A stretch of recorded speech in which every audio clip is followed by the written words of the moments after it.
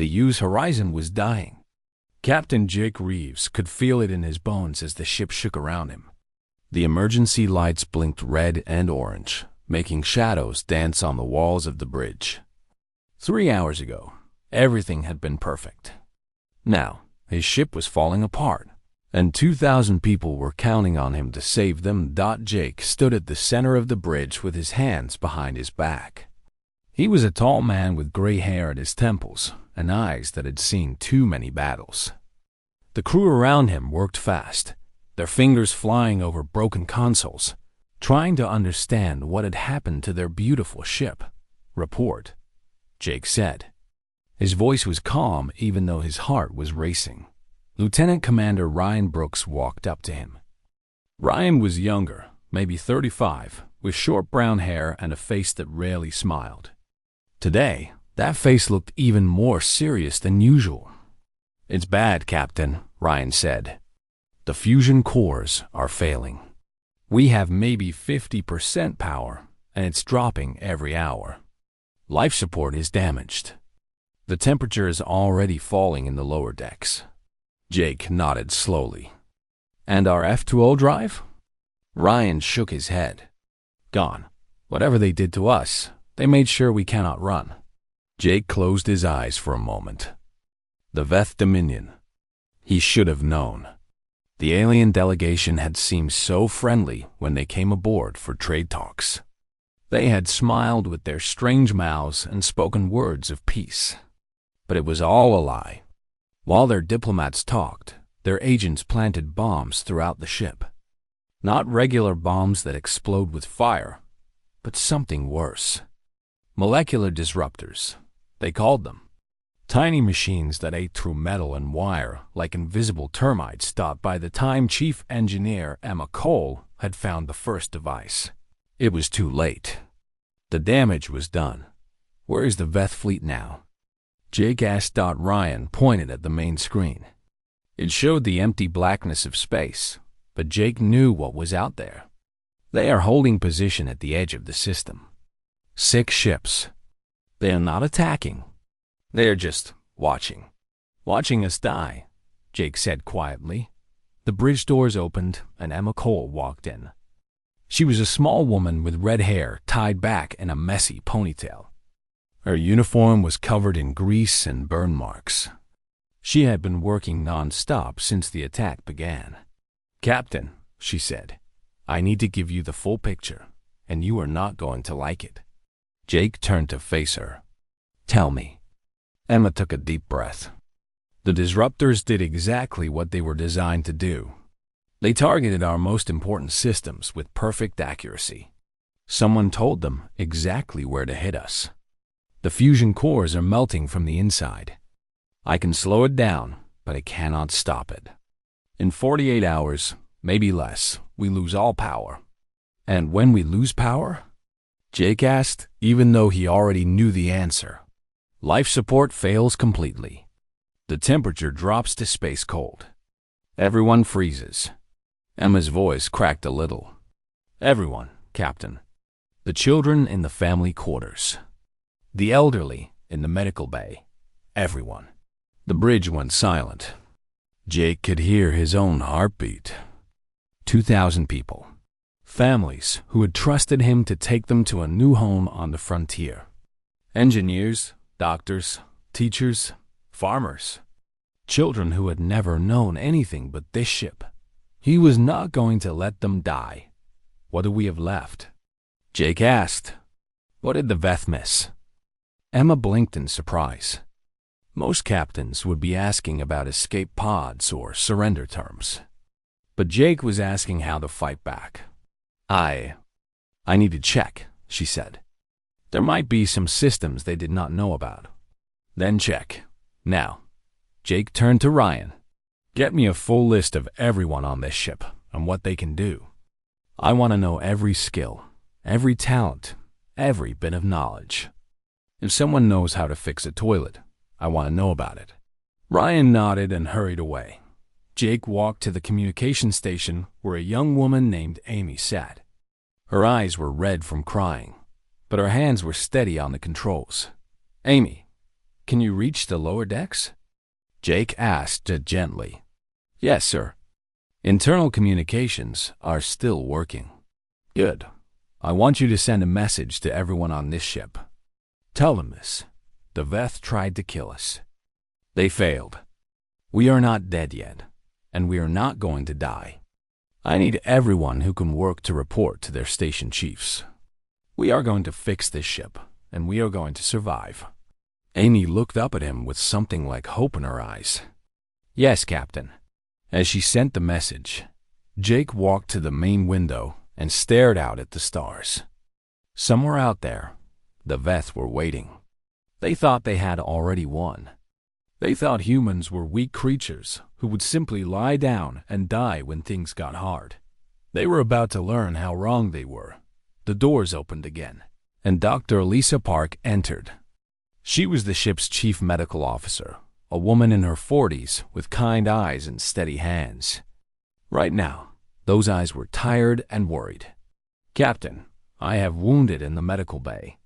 17 people hurt in the initial attack. 2 are critical. Will they survive? Jake asked. If I can keep the medical bay warm and powered, yes. But if we lose life support? She did not finish the sentence. Jake put a hand on her shoulder. We will not lose life support, Doctor. I promise you that. Lisa looked at him for a long moment. How can you be so sure? Jake smiled, but there was no humor in it. Because I grew up on the streets of Detroit. I have been cold, hungry, and alone. I have been told my whole life that I would never amount to anything. And every single time someone said I was finished, I proved them wrong. He looked around at his crew, at the flickering lights, at the broken consoles. The Veth think they have beaten us. But they do not know what humans can do when we have nothing left to lose.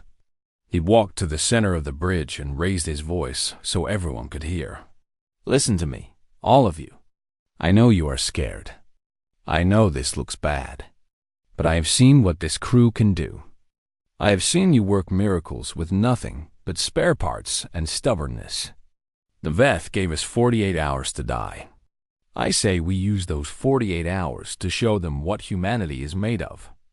Around the bridge, backs straightened. Jaws tightened. Fear was still there, but something else was growing alongside it. Determination, anger. Pride. Ryan returned with a datapad. Captain, I have the crew list. And Emma just called from engineering. She says she found something. Something the Veth missed. Jake took the datapad and smiled. It was a real smile this time. Then let's get to work. We have a ship to save. Outside, the Veth fleet waited in the darkness, certain of their victory. They had no idea that inside the dying horizon, a fire was starting to burn. A fire that would soon become an inferno. Humanity was not going to go quietly into the night. The cargo bay on Deck 7 had become a war room. Tables were pushed together in the center, covered with pieces of broken technology, datapads, and cups of cold coffee. The air was thick with the smell of burnt metal and human sweat. Around the table stood the people who would decide if the horizon lived or died. Captain Jake Reeves looked at his team. Emma Cole stood at the head of the table, her red hair falling out of its ponytail, her eyes bright with something that looked like excitement.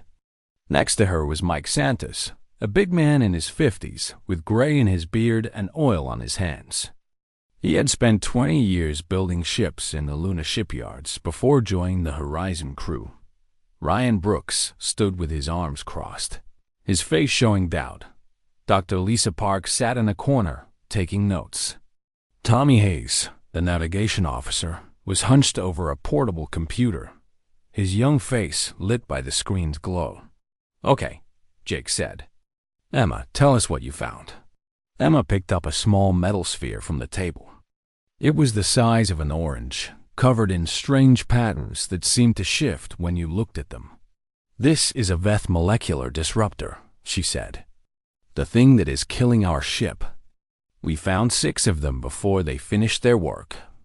6 devices that the Veth spent centuries developing. And you want to study our killer? Ryan asked, his voice flat. Emma smiled. It was not a nice smile. I want to do more than study it. I want to steal it. She set the sphere down and pulled up a hologram from her datapad. The image showed the inside of the device, layers of technology so complex it made Jake's head hurt just looking at it. The Veth think they are so much smarter than us, Emma said. And maybe they are, in some ways. They have been building starships for thousands of years. But they made a mistake. They left their homework on our desk. Mike Santos stepped forward, his deep voice filling the room. What Emma is trying to say is that these disruptors contain technology we have never seen before. Molecular manipulation at a level we thought was impossible. The Veth use it to destroy. But the same principles could be used to build. Build what? Jake asked. Everything, Mike said. New armor that can absorb energy instead of being destroyed by it. New engines that could make our old fusion drives look like toys. New weapons that could hit harder than anything in our fleet. Ryan shook his head. That sounds like fantasy. We are a damaged ship with a dying crew. We do not have the tools or the time to develop new technology. We do not need to develop it, Emma said. The Veth already did that work. We just need to adapt it. Take their principles and apply them to our systems. Tommy Hayes looked up from his computer. It could work. I have been looking at the disruptor code. Their programming is elegant, but it is not that different from ours at the basic level. Given enough time, I could write new software to control whatever we build. Dr. Lisa Park spoke up from her corner. There is another problem. Even if we can build these miracle devices, what do we do about power? The fusion cores are still failing. Emma nodded. That is where things get interesting. She walked to a cabinet against the wall and pulled out a silver box about the size of a briefcase. This is a quantum battery. Experimental technology from Lab 7. We were supposed to test it on this mission. The Veth did not touch it because they probably did not even know what it was. Will it work? Jake asked. In theory, yes. It stores energy in quantum states instead of chemical reactions. If I can connect it to the ship's power grid. Emma paused, doing calculations in her head. We could have more power than our original fusion cores ever produced. The room went quiet as everyone thought about what this meant. A chance. A real chance to survive. Ryan was the first to speak. Let us say all of this works. We get power. We build new armor and weapons. Then what? There are 6 Veth warships out there. Even with upgrades, we are one ship. Jake smiled. We only need to be one ship. One ship that is so dangerous, so unexpected, that the Veth will not know what hit them. He walked around the table, looking each person in the eye. Here is how I see it. The Veth think we are dying. They are not watching us closely because they believe we are already beaten. That gives us time. Maybe 40 hours before they come to collect our frozen bodies. He stopped next to Emma. In those 40 hours, we are going to transform this ship into something the galaxy has never seen. We are going to take the weapon they used to kill us and turn it into the sword we used to destroy them. How? Ryan asked. We do not have enough engineers. We do not have the right tools. Jake put his hand on the table. Then we make do with what we have. Every person on this ship has skills. Teachers can follow instructions. Farmers know how to fix machines. Even children can carry tools and run messages. He looked at Mike Santos. You built ships for 20 years. Can you teach others to do basic work? Mike nodded slowly. Basic work, yes. Welding, cutting, fitting parts together. Anyone can learn if they are willing. Then we have 2,000 workers, Jake said. And 40 hours. Emma was already making lists on her datapad. We will need to tear out non-essential systems for materials. Furniture, wall panels, anything metal. The disruptor technology can reshape it into what we need. The crew will not like losing their beds, Ryan pointed out. The crew will like freezing to death even less, Dr. Lisa Park said dryly. I think they will understand. Jake took a deep breath. Okay, here is what we are going to do. Mike, you will lead the construction teams. Find everyone with any engineering or mechanical experience and put them to work. Emma, you focus on the power systems and the disruptor technology. Make it work. Tommy, I need you to rewrite our computer systems from scratch. The Veth put viruses in everything. We need clean code. Each person nodded as they received their orders. Ryan, you are on security and organization. Make sure people are where they need to be. Set up shifts so everyone gets at least a few hours of sleep. Dr. Park, I need you to keep people healthy. We will be pushing hard, and I cannot afford to lose anyone to exhaustion or accidents. What will you do, Captain? Emma asked. Jake stood up straight. I will be everywhere. Watching, helping, making decisions when they need to be made. And when the time comes, I will be on the bridge, ready to fly this new ship of ours straight down the Veth's throats. He looked around the room one more time. These people were tired, scared, and facing impossible odds.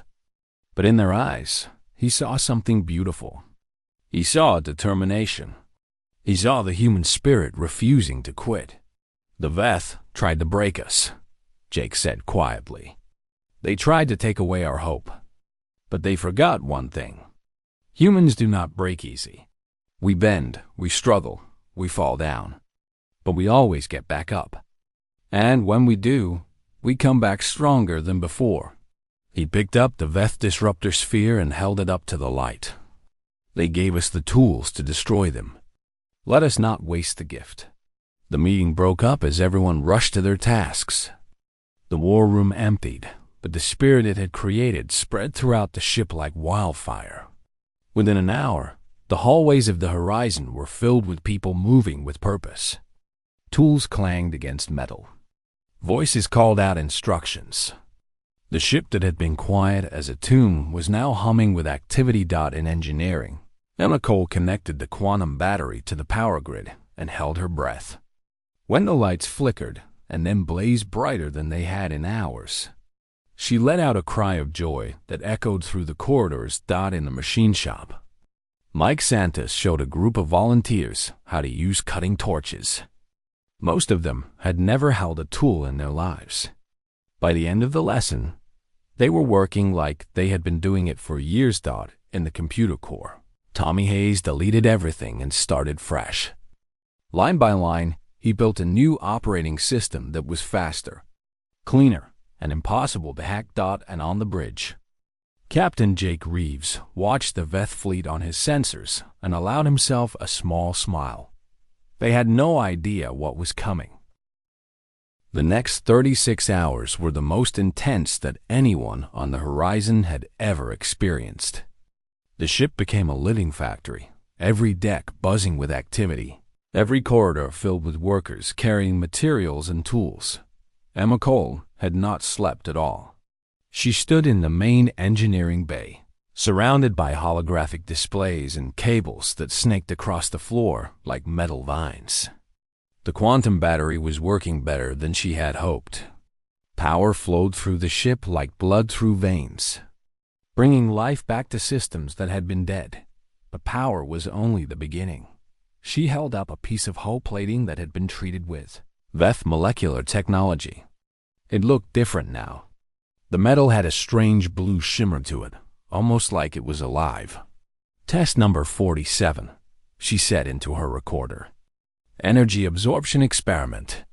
She nodded to her assistant, a young man named David, who had been a high school science teacher before joining the mission. He aimed a plasma torch at the metal plate and fired. The flame hit the metal and disappeared. Not deflected, not blocked, absorbed. The plate glowed for a moment, then went dark. When Emma touched it, it was barely warm. "It works," David whispered. "It actually works." Emma allowed herself a tired smile. "Now we just need to cover the entire ship with this material." "Easy." David laughed, but it was not really funny. They had so much work to do in so little time. 3 decks above, Mike Santos was running the construction teams. The old shipbuilder had divided the volunteers into groups of 20, each led by someone with at least some experience with tools. They worked in shifts, 4 hours on, 2 hours off, moving through the ship like an army of ants. The plan was simple, but massive. They were stripping the horizon down to its skeleton and rebuilding it with new materials.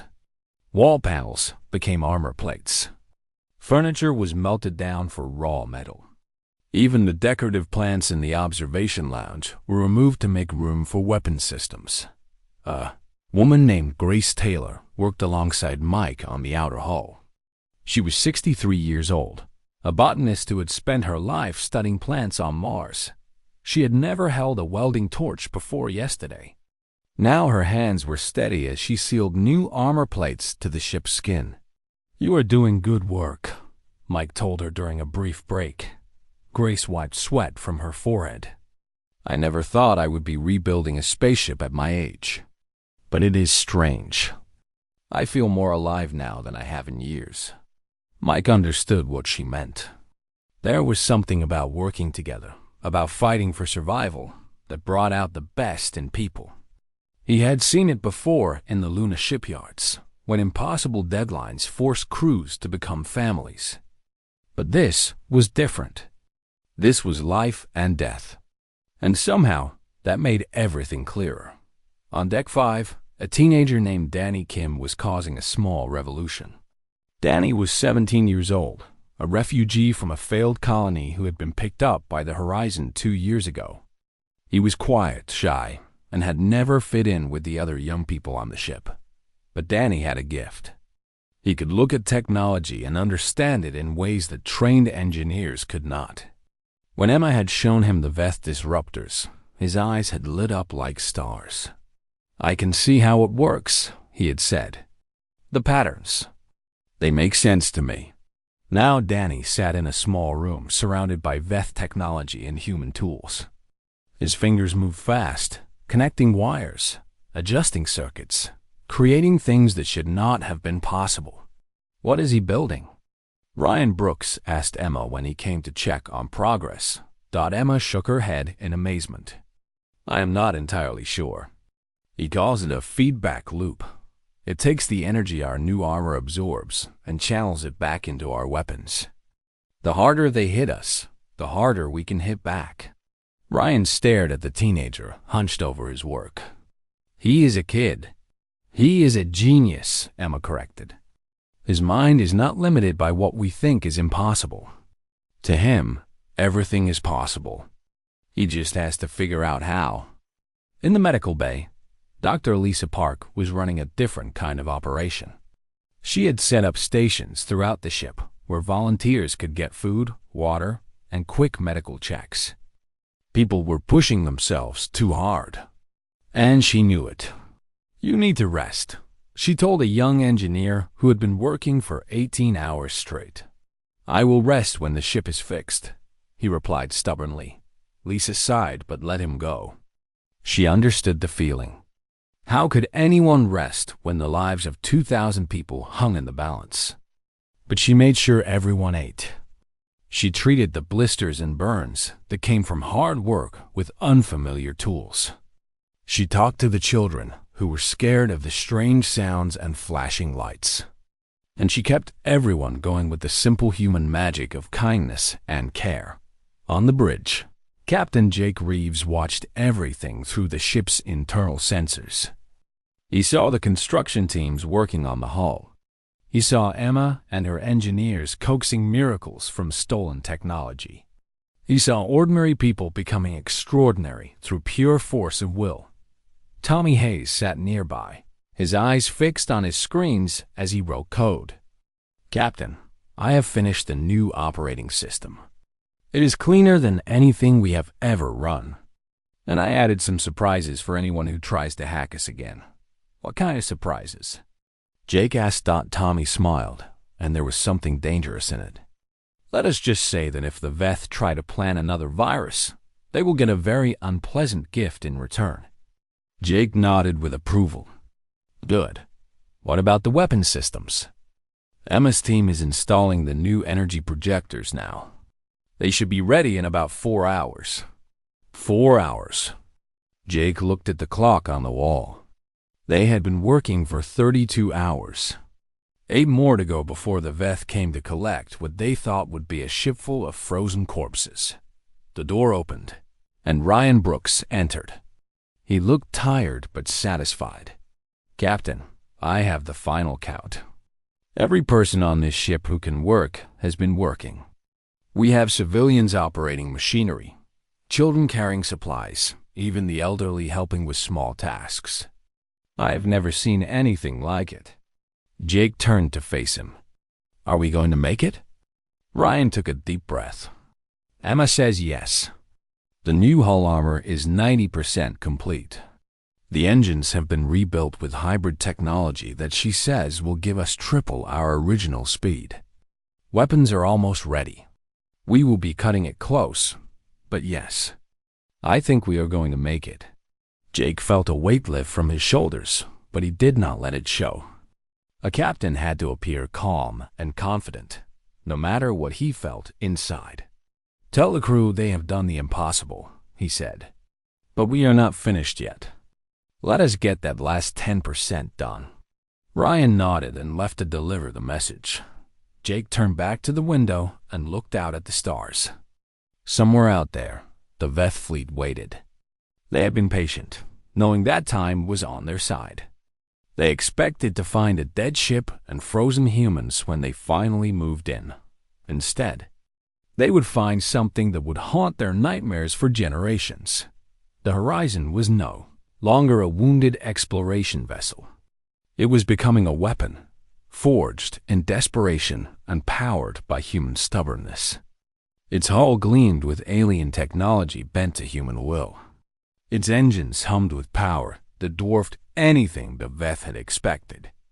Its weapons were unlike anything the galaxy had ever seen. At hour 34, Emma Cole called the bridge. Captain, we are ready. All systems are online and functioning beyond original specifications. Jake stood up from his chair and looked around at his crew. They were exhausted, but their eyes were bright with pride and determination. Then let us go say hello to our friends, he said. He sat down in the captain's chair and gripped the arms tightly. All hands. This is the captain. We have done what they said was impossible. We have rebuilt our ship with the weapons of our enemies. Now it is time to show the Veth what a terrible mistake they made. Throughout the ship, people stopped their work and listened. Some smiled. Some cried. Some simply nodded with grim satisfaction. Prepare for combat, Jake continued. The horizon is dead. Long live the reckoning. And with those words, the engines of the rebuilt ship blazed to life, carrying 2,000 humans toward a battle that would change the course of history. The Veth fleet commander was called Overseer Prime. He was old by Veth standards, having lived for over 300 cycles. His body was tall and thin, covered in scales that had turned from bright green to dull gray with age. His eyes, all 4 of them, had seen the fall of 17 civilizations. He stood on the bridge of his command ship, the Eternal Victory, and watched the human vessel on his sensors. For 2 days, the ship had drifted in the darkness. Its power readings were strange, flickering in patterns that his officers could not explain. But Overseer Prime was not worried. The molecular disruptors never failed. The humans were dying. It was only a matter of time. Overseer, one of his officers called out. There is movement from the human ship. Overseer Prime turned slowly. Movement? Impossible. The ship should be a frozen tomb by now. Show me, he commanded. The main screen flickered and displayed the human vessel. What he saw made his blood run cold. The ship was alive. Not just alive, but transformed. Its hull gleamed with a strange blue light that he recognized with horror. That was Veth technology. The molecular shimmer was unmistakable. But how? The humans were supposed to be primitive creatures, barely able to travel between stars. They could not possibly understand Veth science.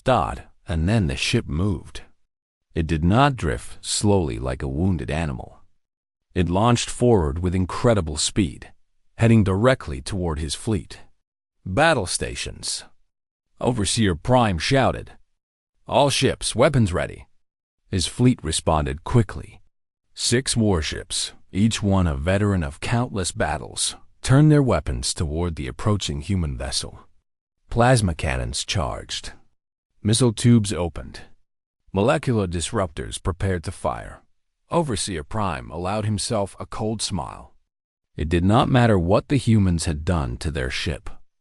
They were one vessel against 6 of the Dominion's finest. The math was simple.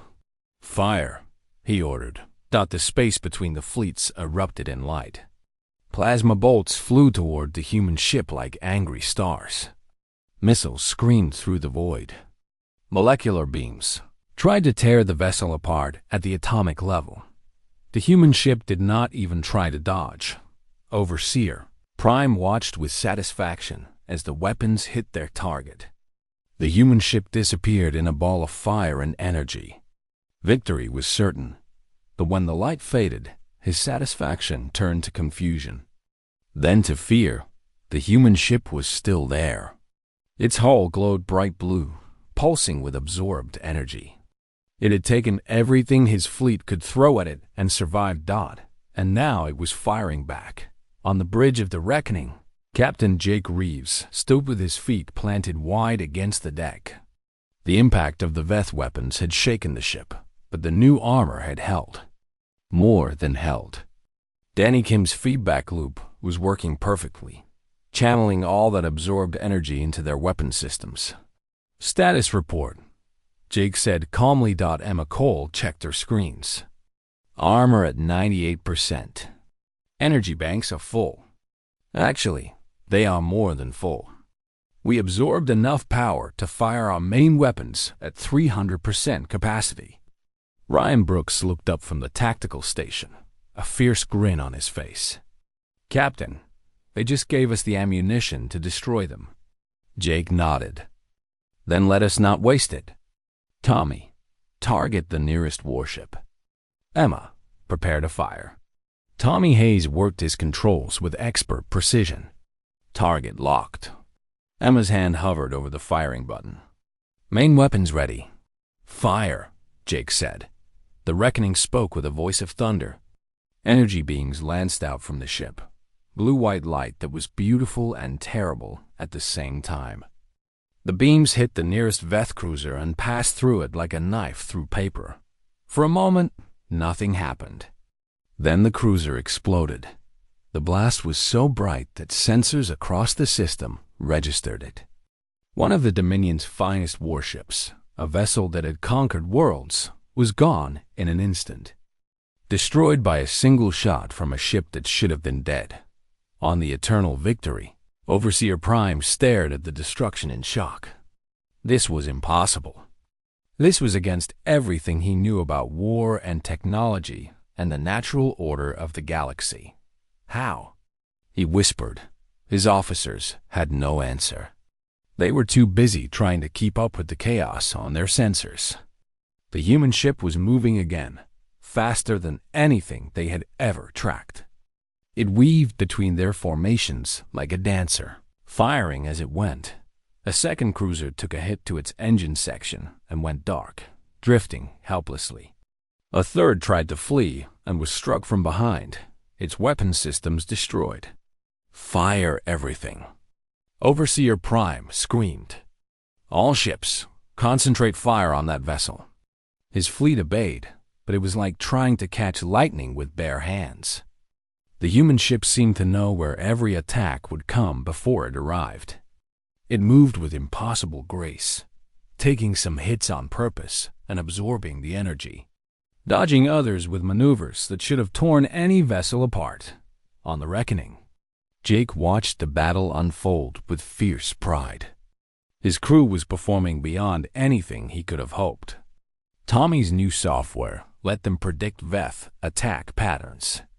Emma's hybrid engines gave them speed and agility that the enemy could not match. And the weapons. The weapons were devastating.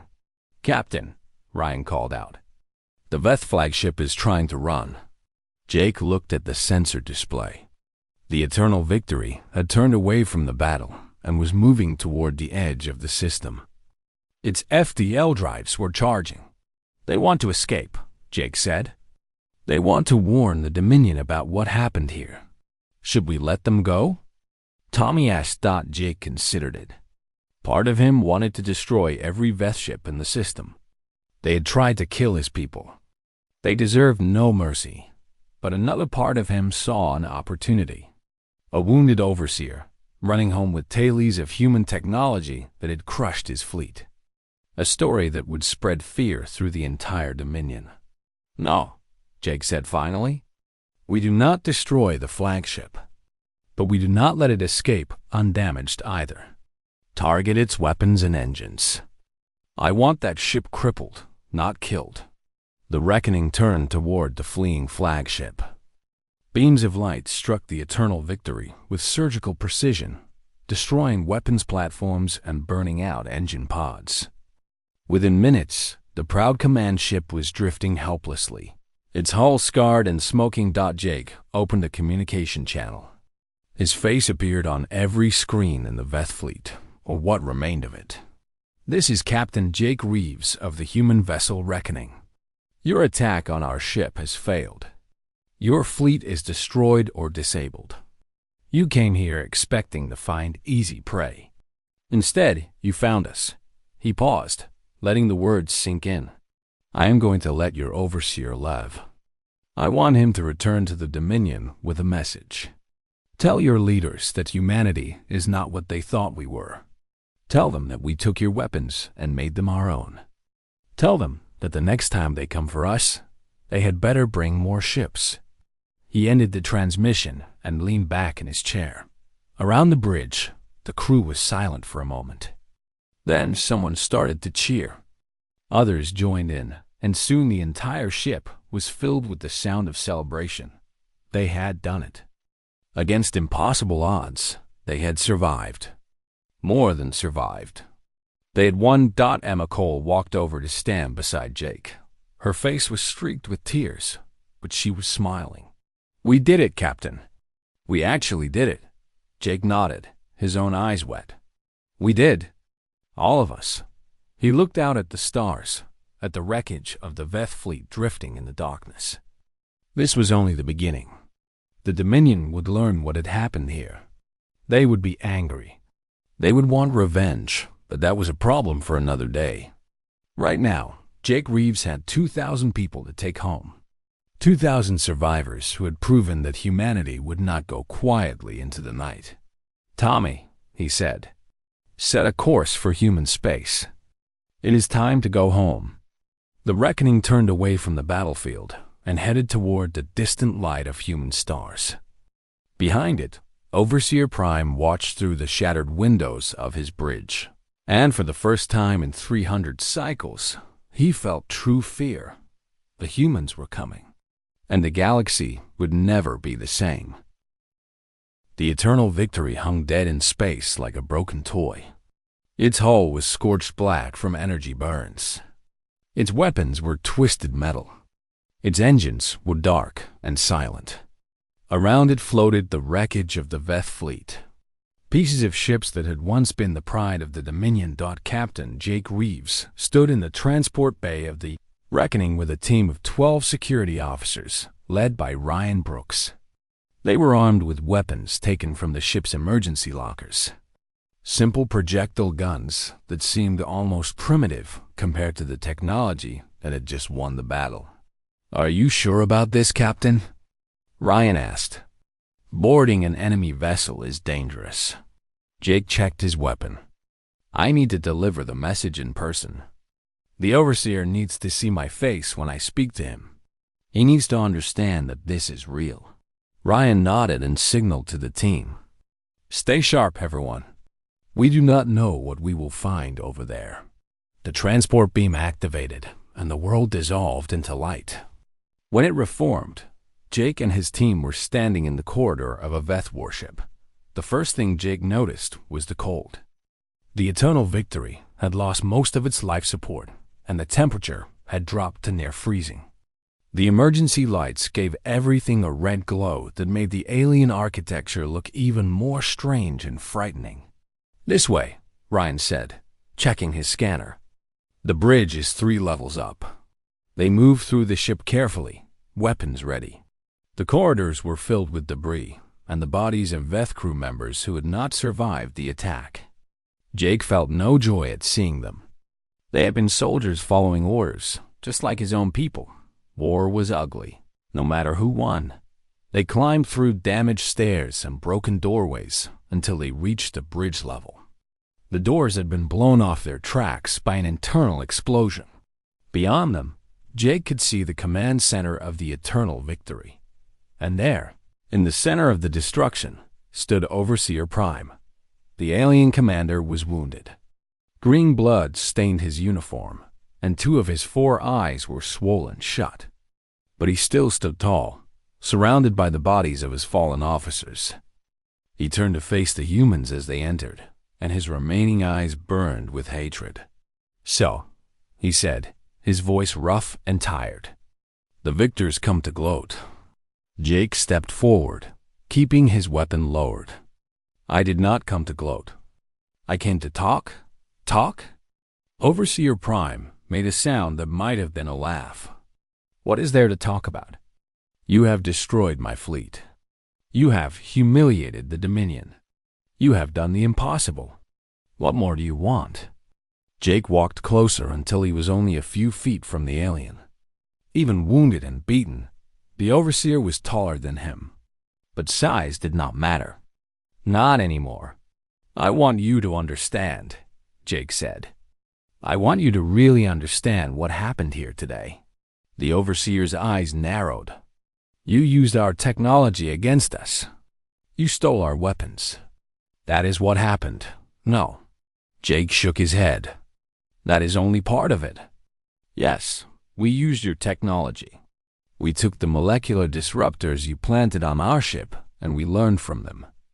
But that is not what defeated you." He gestured at Ryan and the others. "Look at my people. Look at them carefully. 3 days ago, they were explorers, scientists, farmers, teachers. They had never fired a weapon in their lives. Most of them had never even seen combat." The Overseer looked at the humans, seeing them truly for the first time. They did not look like warriors. They looked tired and dirty and ordinary. "You know what they did in the last 40 hours? Jake continued. "They rebuilt an entire starship from scratch. They taught themselves engineering and welding and computer programming. They worked without sleep, without rest, without hope of rescue. They did it because they refused to die." He stepped even closer to the Overseer, close enough to see his own reflection in those alien eyes. "That is what you do not understand about humanity. We are not special because of our technology or our strength. We are special because of what we do when everything seems lost. When you push us into a corner, we do not give up. We fight back. We learn. We adapt. We become something more than we were before." The Overseer was silent for a long moment. When he spoke, his voice was quieter, almost curious. "How? How do you have such fire in you? We have conquered species that were older and wiser than you. They all accepted their fate in the end. But you act as if defeat is not even possible." Jake thought about the question. It was a good question, maybe the most important question. "Because we have been through hell before," he said finally. "Our history is full of darkness. Wars, famines, disasters, diseases. We have almost destroyed ourselves more times than I can count. But every time we were knocked down, we got back up. Every time someone said we were finished, we proved them wrong. He looked around at the destroyed bridge, at the floating wreckage visible through the shattered windows. You thought you were dealing with a weak species that would die quietly. Instead, you woke something up. You reminded us who we really are. The overseer lowered his head, and for a moment, he looked very old and very tired. What now? He asked. Do you kill me? Take me prisoner? Jake shook his head. Neither. I am letting you go. The overseer looked up sharply, surprise cutting through his exhaustion. I want you to go home, Jake said. I want you to tell the Dominion exactly what happened here. Every detail. The sabotage. The transformation. The battle. All of it. I want them to know that humanity is awake and that we are no longer prey. He walked to the broken window and looked out at the stars. We did not ask for this war. We came out here to explore, to learn, to grow. But you chose to attack us. So now I am going to give you a choice.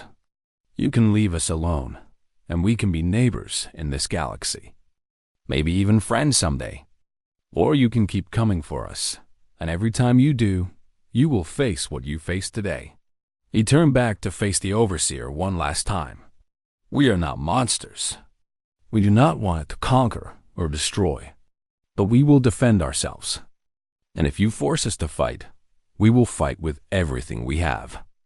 That is the message I want you to carry home. The overseer stood in silence for a long moment. Then, slowly, he bowed his head. I will deliver your message, he said. But I must tell you something in return. The Dominion has ruled this sector of the galaxy for 10,000 years. They will not accept what happened here. They will come for you with their full power. Jake nodded. I know. And we will be ready. He signaled to his team, and they began to move toward the exit. But at the doorway, he stopped and looked back. Overseer, what is your name? Your real name, not your title. The alien seemed surprised by the question. I am called Var. Var of the Third House. Var. Jake nodded. Remember this day, Var. Remember what you saw. And when your leaders ask you about humans, tell them the truth. Tell them we are not to be underestimated. He walked through the doorway and did not look back. 2 days later, the Reckoning crossed into human space. A fleet of Earthships met them at the border, summoned by their long-range distress signal. When they saw the transformed ship approaching, they almost opened fire, thinking it was an alien vessel. But then Captain Jake Reeves appeared on their screens, tired but smiling. And the fleet erupted in cheers. The story of what happened in the Kepler expanse spread across human civilization like wildfire. Scientists wanted to study the new technology. Military leaders wanted to replicate the ship's weapons. Politicians gave speeches about human courage and ingenuity. But for the crew of the Reckoning, none of that mattered. What mattered was that they had survived. What mattered was that they were home. On the observation deck of the ship, Jake Reeves stood with Emma Cole, watching Earth grow larger in the viewport. The blue and green planet had never looked so beautiful. Do you think they will come back? Emma asked. The Veth? Jake nodded slowly. Probably, someday. But we will be ready. Emma smiled. You sound very confident. I am, Jake said. He looked around at his crew, at the people who had rebuilt a starship with nothing but determination and stubbornness. Because I have seen what we can do when we have to. I know that whatever the galaxy throws at us, we will face it together. Behind them, the Reckoning carried its impossible crew home. And throughout the galaxy, in 1,000 alien civilizations, beings who had never heard of humanity began to learn a new lesson. Never underestimate the humans. Never push them into a corner. And never, ever assume that they will give up. Because when humans face the impossible, they do not accept defeat. They just become something more.